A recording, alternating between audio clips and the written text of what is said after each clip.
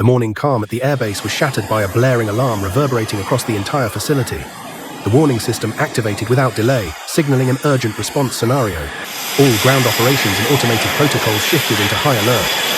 The environment around the runway transformed from quiet readiness to a dynamic, coordinated operation centered on one mission: launching an F-16 fighter jet into the sky in record time. Positioned on the main runway, the F-16 Fighting Falcon stood ready. Sleek and lethal, it faced forward with its aerodynamic nose pointed directly down the long stretch of concrete. Pre-flight diagnostics had already confirmed optimal performance. Its airframe shimmered under the early sun, subtly vibrating with the distant thrum of internal systems coming online. As the startup sequence was initiated, the roar of the General Electric F-110 engine slowly rose in pitch, building from a deep mechanical growl into a full-throated howl of raw power. The exhaust nozzle at the rear began to shimmer with heat as afterburner readiness was achieved. The aircraft transitioned from a silent sentinel to a beast on the brink of motion. The transparent canopy locked into place with a precise mechanical snap, sealing the cockpit in an isolated, pressurized environment.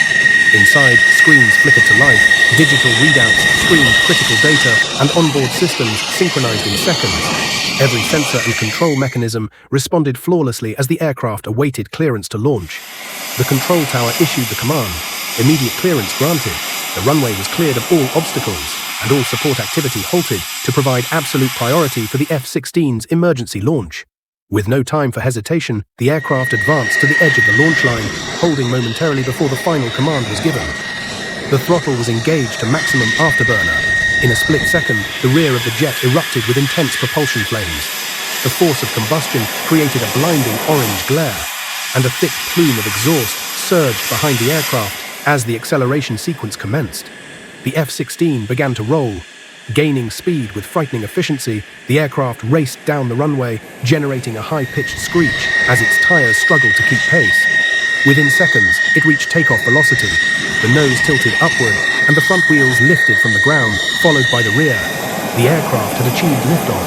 The jet ascended steeply, climbing rapidly through the lower layers of the atmosphere. It cut through the air with ease, its delta wings carving a clean path through the sky.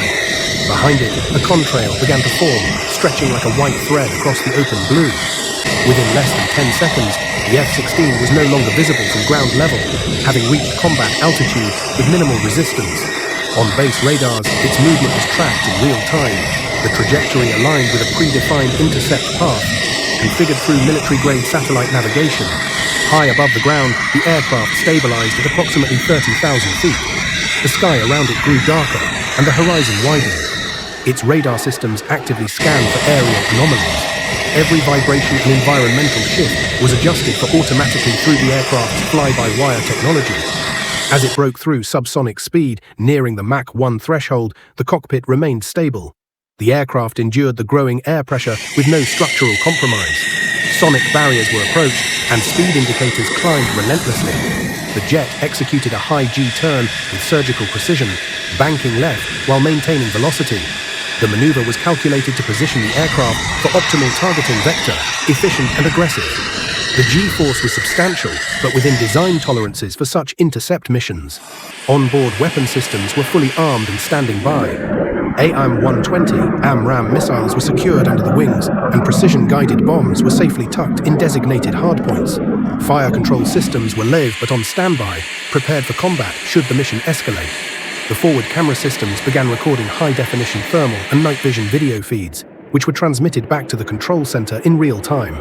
The aircraft was acting both as a potential striker and reconnaissance platform in the early stage of the operation. A radar contact was detected, an unidentified aircraft flying at medium altitude on an unregistered route.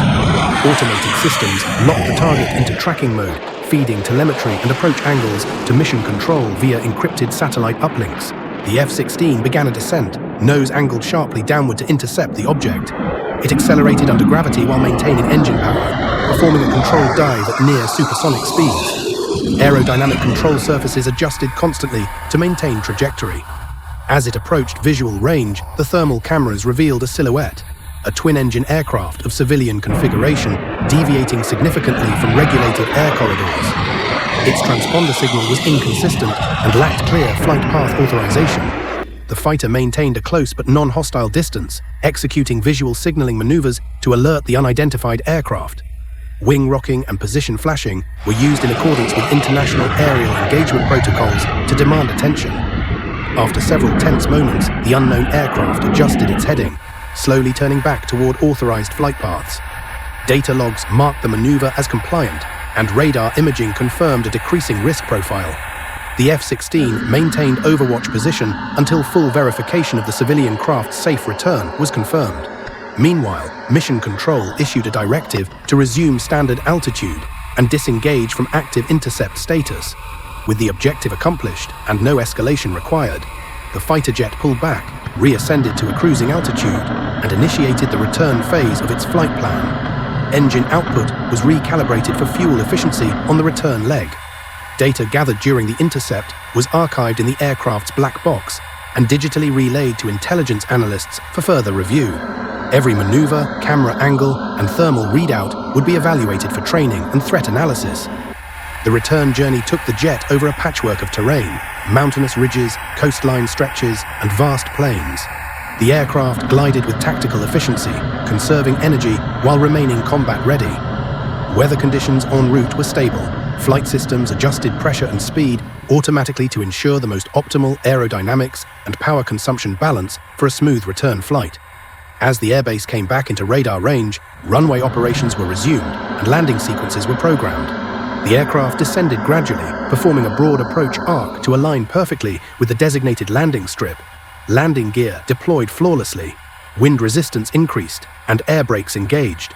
The plane descended smoothly toward the concrete, flaring slightly just before touchdown to soften contact with the runway. The tires met the surface with a burst of friction and a brief trail of smoke.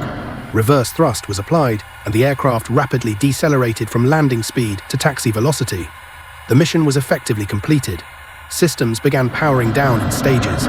External panels vented excess heat, and engine output returned to idle. The avionics displays shifted into post-flight mode, preparing data for ground crew retrieval. The canopy unlocked and slid backward.